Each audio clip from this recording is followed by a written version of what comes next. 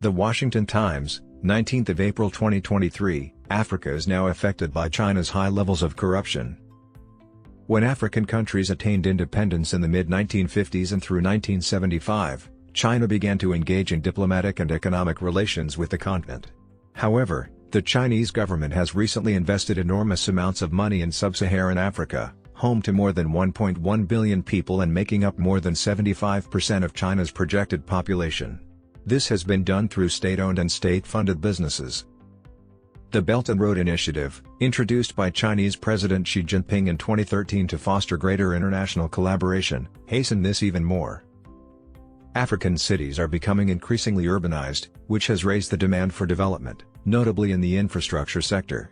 Chinese corporations are thought to have completed 31% of the continent's infrastructure projects in 2020 alone. China continues to invest enormous sums of money in Africa to control the continent's natural resources market and use its presence there to advance the anti-Western foreign policy objectives of the Chinese Communist Party. China's tremendous economic expansion in the decades after the 1989 Tiananmen Square massacre was almost unmatched in the history of human civilization. Sometimes, pundits will refer to this as the China miracle.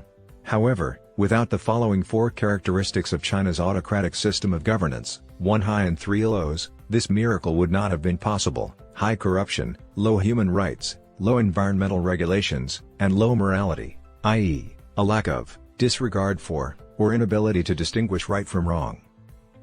China has, in a way, spread the same concept to Africa. Because of this, the CCP is considerably more competitive in Africa than it is in Western democracies like the US and Canada when it comes to buying influence. Beijing's participation in Africa raises various concerns, not only due to the exploitative aims of the Chinese government but also due to the China model, namely major human rights violations and corruption against Africans.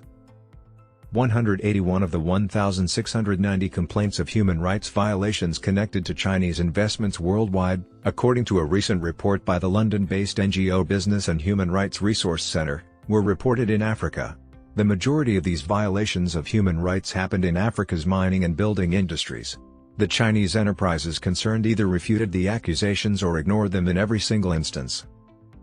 China referred to its connection with Africa as one of sincerity, friendship, and equality in its first African policy paper published in 2006.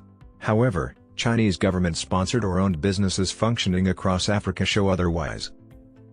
A 2017 research found that 60% to 87% of Chinese businesses acknowledged paying tips or bribes to get permits. A federal court in New York gave former Hong Kong Home Affairs Secretary Patrick Ho a 3-year prison sentence in 2019 for his involvement in a plot to bribe African officials to advance a leading Chinese energy business that was part of Beijing's expansive Belt and Road Initiative. According to the case's evidence, Mr. Ho bought support for China Energy and China National Petroleum Corporation operations in Uganda and Chad by buying off influential African politicians. In the end, the two governments of China and the Democratic Republic of Congo agreed to operate by China's preferred African policy, which involves Chinese companies acquiring significant equity stakes and operational control of businesses in strategic sectors in Africa rather than exchanging actual financial assets. The Chinese and Congolese sides struck a deal to trade infrastructure for minerals that was afterwards referred to as the deal of the century. Chinese businesses have taken over cobalt deposits in the DRC with the assistance of state-owned banks.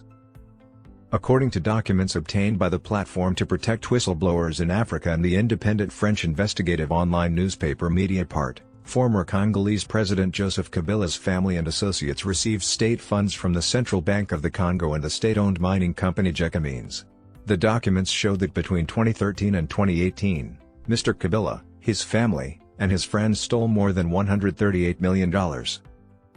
The dignity and independence of the African people are threatened by China's criminal behavior in Africa, particularly in the DRC. China's strategy of exploiting and gaining an unfair advantage through corruption in Africa strengthens a system that places heavy burdens on ordinary people, leads to bad governance, and stokes conflict. China also poses a severe threat to global peace and security, as does Russia's involvement in Central Africa through the Wagner mercenaries. For these reasons, we implore democratic countries, especially the US and Canada, to prioritize the fight against corruption and human rights violations in Africa by bolstering aid to frontline civil society organizations and human rights defenders. Any initiatives to support democracy, freedom, and the rule of law on the second most populated continent in the world may be undermined by the international community's lack of a coordinated response to China's heinous behavior in Africa.